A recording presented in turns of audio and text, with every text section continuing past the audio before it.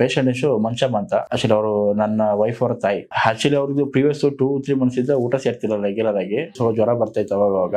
Last ಒಂದ್ಸಲ check ಮಾಡಿದಾಗ ಒಂದು 2 ಮಂತ್ಸ್ ಬ್ಯಾಕ್ ಚೆಕ್ ಮಾಡಿದಾಗ ಟೈಫಾಯ್ಡ್ 2 ಅಂತಾನೆ ಇತ್ತು, ಆಪ್ಷನ್ ಇತ್ತು. ಹೊಟ್ಟೆಲ್ ಗೆಡ್ಡೆ ಇದೆ ಅಂತ ಗೊತ್ತಾಯ್ತು ಊಟ ಸೇರ್ತಿಲ್ಲ ಅನ್ನೋದಾಗ. ಅದು ಚೆಕ್ ಮಾಡಿಸ್ ಮತ್ತೆ ಒಂದು 2 ಮಂತ್ಸ್ ಆದ್ಮೇಲೆ ಚೆಕ್ ಮಾಡಿಸ್ದೆ, ಮತ್ತೆ 1 ಮಂತ್ ಆದ್ಮೇಲೆ ಡಾಕ್ಟರ್ ಕನ್ಸಲ್ಟ್ ಮಾಡಿದೆ. ಅವರು ಬಯೋಪ್ಸಿ ಮಾಡಕ್ ಹೇಳಿದ್ರು. ಬಯೋಪ್ಸಿ ಕೂಡ ಮಾಡಿದ್ದಾರೆ, ಬಟ್ ಅದರಲ್ಲಿ ಕನ್ಫರ್ಮ್ ಆಯ್ತು ಕ್ಯಾನ್ಸರ್ ಇದೆ, ಬ್ಲಡ್ ಕ್ಯಾನ್ಸರ್ ಇದೆ ಅಂತ.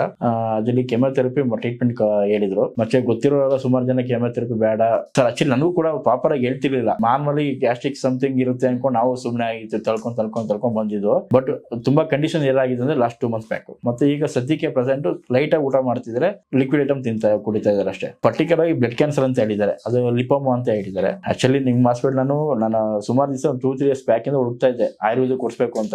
ಏನೋ ನೋಡ್ಬೇಕಾದ್ರೆ ನಿಮ್ದು ಬಂತು ಪುನರ್ಜನ್ಮ ಅಂತ. ಆಕ್ಚುಲಿ ಅದು ಟ್ರೀಟ್ಮೆಂಟ್ ಇಷ್ಟ ಹೇಳಿದ್ದಾರೆ. ಅದು ಬ್ಲಡ್ ಚೆಕಪ್ ಏನೋ ಹೇಳಿದ್ದಾರೆ. ಆ ಬ್ಲಡ್ ಚೆಕಪ್ ಹೋದ್ಮೇಲೆ ಅದು ಆಕ್ಚುಲಿ 1 ಡೋಸ್ ಹೇಳಿದ್ದಾರೆ. ಸೆಕೆಂಡ್ ಟೈಮ್ ಅದು ರಿಪೋರ್ಟ್ ಬಂದ್ಮೇಲೆ 2 ಡೋಸ್ 3 ಡೋಸ್ ಹೇಳ್ತಾರೆ ಅಂತ ಹೇಳಿದ್ದಾರೆ.